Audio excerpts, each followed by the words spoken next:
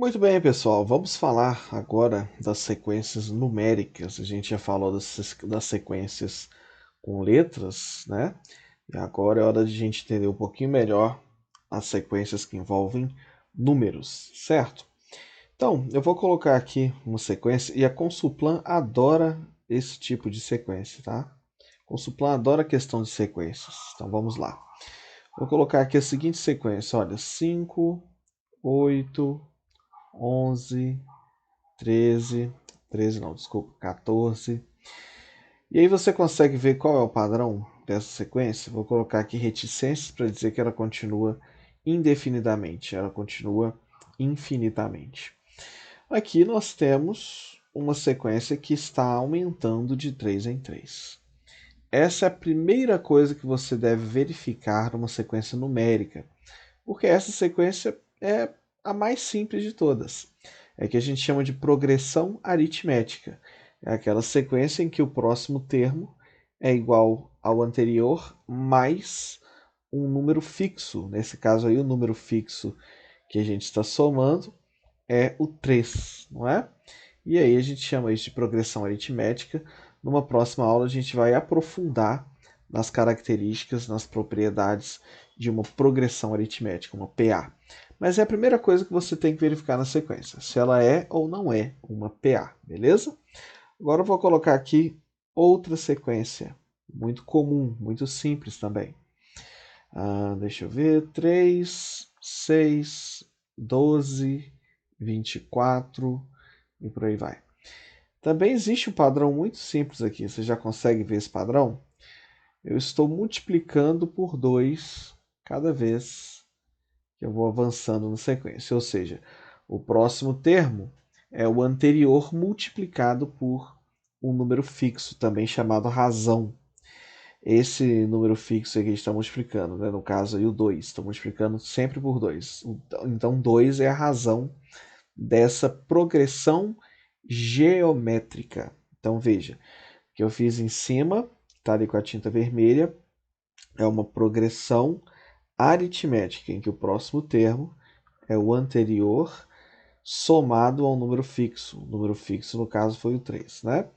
Aqui nós temos o próximo termo, é o anterior multiplicado por um número fixo. Então você vai multiplicando em vez de somar. Aí nós temos uma progressão geométrica, beleza? Então você tem a PA e a PG, progressão aritmética, progressão geométrica. E esses são os dois tipos de sequências mais tranquilos de identificar, né? Se você vir, então, uma sequência numérica, tenta primeiro ver se é uma PA, tenta primeiro ver se é uma PG. Para ficar muito claro, vou repetir mais uma vez. Como que eu vou saber se é uma PA? Se o próximo termo, se a diferença entre dois termos é constante, né? Então você pega a diferença de 8 para 5 deu 3, diferença de 11 para 8 deu 3 também, de 14 para 11 deu 3 também. Então o padrão é que eu estou sempre somando 3 para ter o próximo termo. Aí se a gente quiser continuar a sequência, o próximo seria 17, depois 20, depois 23, e aí você mataria a questão por ter descoberto o padrão, beleza? Na PG você vai ver se você dividindo um número pelo anterior dá o mesmo valor, que é a razão. Então, 6 dividido por 3 é 2. 12 dividido por 6 também é 2. 24 dividido por 12 também é 2. Então, eu tenho uma PG. Só destacando aqui que o 3 e o 2 que eu usei aí, claro, foram só exemplos, né? Você poderia ter outros números quaisquer para ser a razão. Poderia, por exemplo, da PG multiplicar por 3, por 4, por 5, por uma fração, tá? Por um número negativo. Então, continuaria sendo uma progressão geométrica, ok? E a PA continuaria sendo uma PA se eu estivesse somando uma outra quantidade qualquer, tá? Com suas exceções. Deixe para quando a gente for falar especificamente de cada uma. Professor, tem mais progresso, tem mais sequências possíveis? Tem o que a cabeça imaginar, né? Então, você pode criar qualquer sequência e esse é um grande desafio da prova, descobrir qual foi a lógica utilizada, né? Então, porque não tem limite, você pode inventar uma lógica qualquer. E eu vou dar mais alguns exemplos de lógicas que são comuns de aparecerem em provas, tá? Nós temos o que a gente chama de sequência recursiva. Eu vou dar um exemplo aqui. 1, Eu não vou começar de um, não, porque o 1 aqui seria contraintuitivo e é prejudicar a assimilação. Vocês vão ficar perdidos aqui na explicação. Então eu vou começar, na verdade, do 3. 3, depois eu vou vir com 5, depois eu vou vir com 8, depois eu vou vir com 13, depois eu vou vir com 21. E aí você verifica que essa sequência não é uma PA, porque a diferença entre dois termos está variando, né? Do 3 para o 5 aumentou 2, do 5 para o 8 aumentou 3, do 8 para o 13 já aumentou 5, né? E do 13 para o 21 aumentou 8. Eu não sei se você percebeu o que está acontecendo com o aumento entre os números, mas já tem um certo padrãozinho aí. Eu já vou contar para vocês qual é a lógica dessa sequência. O próximo termo é a soma dos dois anteriores a ele. Então nós temos, por exemplo, o 8 é 3 mais 5. O 13 é 5 mais 8. O 21 é 8 mais 13. Então você pega um termo, ele é a soma dos dois que estão antes dele. A não ser o 3 e o 5, porque não tem dois antes dele, né? Então a gente definiu o 3, 5 e depois colocou os outros números. Essa sequência é muito famosa desde o século, acho que século 17, né? 1600 e alguma coisa, ou 1500 alguma coisa. É velho esse negócio. Isso aí se chama sequência de Fibonacci. Existem muitas situações práticas e também algumas situações teóricas bem interessantes em que a sequência de Fibonacci está presente, mas eu não vou gastar tempo falando aqui. Se você quiser dar uma pesquisada, é legal para elevar o espírito. Não cai na prova, não, tá? É só diversão mesmo. Se você gosta de matemática, sequência de Fibonacci, beleza? Fibonacci era o apelido de Leonardo de Pisa. Dizem que, na verdade, não teria sido ele que descobriu, mas sempre tem essa conspiração de que não foi o cara que descobriu. A sequência original começa com 1 e 1, e ele teria observado essa sequência 1 e 2, né, antes do 3 ali, eu engoli um termo. Tem que ser 1, 1, 2. Ele teria observado essa sequência no crescimento de população de coelhos. No início tem um coelho, depois tem um, depois nasce um, enfim, alguma coisa assim. Mas o que é que isso interessa para nossa prova da Consulplan? É que essa sequência ela é uma sequência de recorrência, ou seja, o próximo termo ele depende dos que vieram antes dele. Então você não consegue uma equação para descrever um certo termo, porque o valor que o termo vai ter não depende da posição dele, depende do que veio antes dele, percebe? Eu não consigo prever com uma fórmula qual seria, por exemplo, o centésimo termo da sequência de Fibonacci. Para eu chegar no centésimo termo, eu sou obrigado a escrever todos até chegar no centésimo, porque a sequência ela vai sendo construída, ela é uma sequência de recorrência. Agora, com a PA e a PG, não, é possível estabelecer um cálculo. Eu vou dar um exemplo, já estou puxando assunto que eu vou explicar na aula de PA, mas tudo bem, eu dar o spoiler aqui. É, por exemplo, para você ir numa PA do primeiro ao quarto termo, seria do 5 até o 14 nesse exemplo, você vai somar 3 vezes a razão.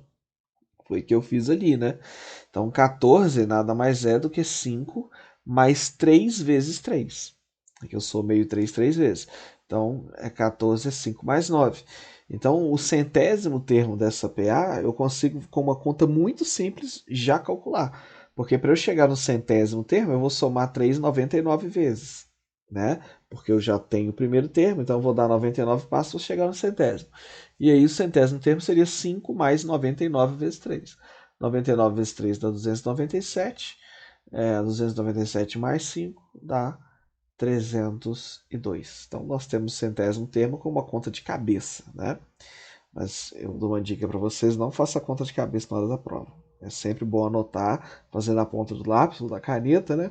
Para você não correr o risco de errar, né? E fica mais fácil quando você vê, você enxerga a conta no papel, tá? Então aqui é só para a gente ganhar tempo mesmo. Também consigo prever o valor da PG, de qualquer termo de uma PG. Por exemplo, aquele 24 ali, ele foi o 3 multiplicado por 2 3 vezes. Então eu posso dizer aqui, no caso da PG, que o 24 ele foi o primeiro termo, que é o 3, vezes o 2, só que o 2 multiplicado por si mesmo 3 vezes. 2 vezes 2 vezes 2. E aí é uma potência, né? E aí eu posso então calcular o centésimo termo. O centésimo termo dessa PG seria o 3 vezes o 2 multiplicado por si mesmo 99 vezes. Esse número é um número que seria muito gigante, ia passar de 30 algarismos, então é claro que não valeria a pena escrever nem calcular. É um número de 30 algarismos. Mas é só para a gente entender que é completamente previsível no caso do EPA e da PG. Numa sequência recorrente como a sequência de Fibonacci, não é. Você tem que escrever os números até chegar no termo, tá? Que você quer. Então, são exemplos, os três principais exemplos de sequência que nós temos. A sequência APA, APG e uma sequência de recorrência, né, em que o próximo termo é definido com base nos anteriores. Só para a gente aprender um pouquinho mais como que a gente escreveria, embora a gente não consiga uma fórmula, mas como eu escrevo matematicamente a definição dessa sequência. Seria assim, ó, um certo termo A, que está na posição N, corresponde à soma do que está na posição N menos 2 mais o que está na posição N menos 1. Então assim a gente escreveria o termo geral que a gente fala. O termo A que está na posição N é o A que está na posição N menos 2, né? Mais o A N menos 1. Esse númerozinho que a gente põe subscrito, N, N menos 2, N menos 1, é a posição do termo. Então, nessa sequência, eu posso dizer que A2 vale 1, que A4 vale 3, que é o quarto termo, A7 vale 1, 2, 3, 4, 5, 6, 7, 13, né? Então, a gente anota desse jeito aí, representa dessa maneira um termo de acordo com a posição dele na sequência, beleza? Eu não vou, gente, aqui estender muito esse assunto, porque, como eu falei, a sequência, a lógica de uma sequência, ela pode brotar na cabeça de quem está fazendo a questão, né, de quem está propondo a sequência. Então, seriam infinitos casos, né? Agora, o que eu quis mostrar aqui são os padrões que sim, são básicos, tá? Então, e são os que normalmente caem em prova, porque a questão na prova ela tem que ser resolvível, né? Vamos dizer assim, ela tem que ser solúvel, para usar a palavra certa. Né? Então, eu não posso colocar na prova uma sequência muito louca que ninguém vai descobrir, né? E aí a gente vai privilegiar, nesse caso aqui, a banca vai privilegiar, o autor da questão, ele deve privilegiar quem estudou. E se você pegar qualquer livro de matemática para estudar, você vai ver essas três coisas: uma PA, uma PG ou uma sequência de recorrência. E o melhor exemplo de sequência de recorrência é a sequência de Fibonacci. Então não dá para ir muito além disso aqui na teoria. Você tem que ir para a prática. E, falando em prática, tem aí a coletânea de 150 questões da Consulplan, em cima do edital da Câmara de BH, em que eu resolvo essas 150 questões explicando tintim por tintim qual é a lógica, qual é a justificativa e pondo matéria ali no meio. Então, no meio das questões lá tem questão de sequência e lá eu falei da PA, falei da PG, falei da sequência de recorrência em cima das questões da Consulplan. E aí você vai ver que é exatamente isso aqui que eu mostrei na aula, só que você vai ver na prática, né? Aprofundando ali, né, de acordo com a banca, a própria banca. Isso que é legal, você estudar de acordo com o que a banca cobra e não de acordo com o que você leu em um livro, né? Então, está aí a minha sugestão, confere o link que está na descrição do vídeo para você garantir esse material hoje mesmo. E se me chamar no WhatsApp, meu número está aí, dá para fazer aquele descontinho especial, beleza? Até a próxima aula.